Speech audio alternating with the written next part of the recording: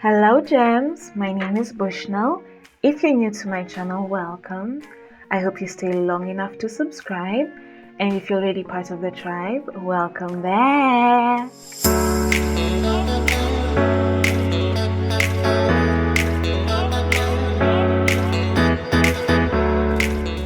Ladies, today I want us to discuss about femininity as portrayed in Disney. Now, before we get into that juicy topic, I wanted to let you all know that I want to start an Instagram group for us, Blurter of Brilliance. You who listen to me, I want to start an Instagram group where we can become friends. We can discuss about all things femininity, personal development, and mindset. And of course, through the lens of a biblical approach, but just being real as leaders. So if that's something you're definitely up for, put your Instagram handle on the comments and let's create a great friendship. Maybe we'll be traveling to each other's countries soon, or maybe when I'm in that country we can say hello. And yeah, cool. So grab something to write with, get something to drink, get comfortable, and let's talk about this. Sawa. First pointer, appearance. Well, darling, appearance is something all Disney princesses seem to care about. They care for how they appear. They take care of themselves. They want to look good.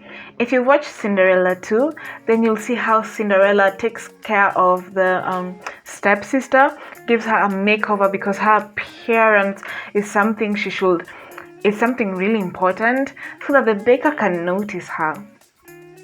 They also just want to look presentable as well.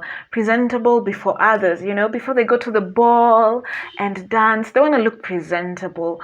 Presentable so that they can attract a handsome young man. And presentable so that they feel good and so girly and they feel in their essence when they're presentable. Another thing as well is they dress femininely.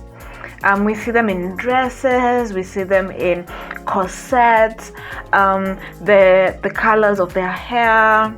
All this is representative of feminine clothing. Right now in Hollywood, I know there's some men who have embraced skirts and dresses, but it is more so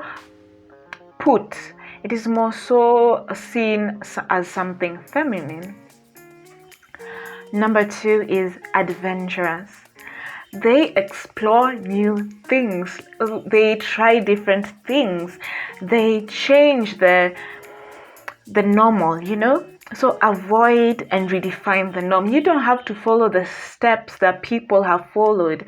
I have some friends who, after high school, they decided they're going to start a business or do something different rather than the normal way of finish high school, join university. No, they decided to change the norm and do what suits them and what they feel is what they want. And so that's one thing as well you can do to redefine your norm, as well as just taking risks.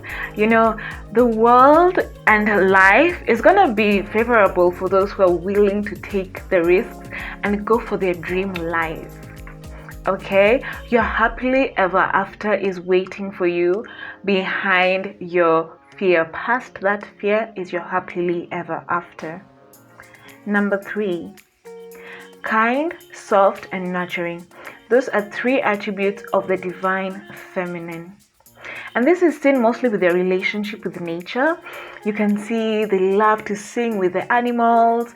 They love to play around with nature, to smell the flowers. And that is something even right now, many women are encouraged to do, to just be in touch with their divine feminine. To just stand on the grass with their bare feet and just to soak in the good sun and smell the fresh air. We are also seeing that being kind and soft and nurturing with how they treat their subjects, if they are princesses, or the people in the streets or people around them, or even the mean person, like the mean stepmother. They're still kind, they're still respectful, and that is also something that is very feminine. Of course, even in workplaces, and we're gonna meet so many people outside here who are rude, but we don't have to rise to that level. Instead, no, not rise. We don't have to stoop low to that level. Instead, we remain in our divine feminine and avoid that and just ignore it. And of course, if it gets to a point where you just can't ignore it, there are better ways of handling that, which I can talk about in a different video. If you'd love for me to do that, you can tell me on the comments. Number 4 is hobbies. We are seeing so many hobbies here. There's singing, there's dancing, basically expressing yourself, and expression is very feminine. Expressive art is feminine. Becoming to even poetry or any other way you love to express yourself, like through drawing and painting or sculpting or dancing. I love dancing, and there's something about dancing just makes me feel so in tune with my body and makes me feel so feminine and relaxed.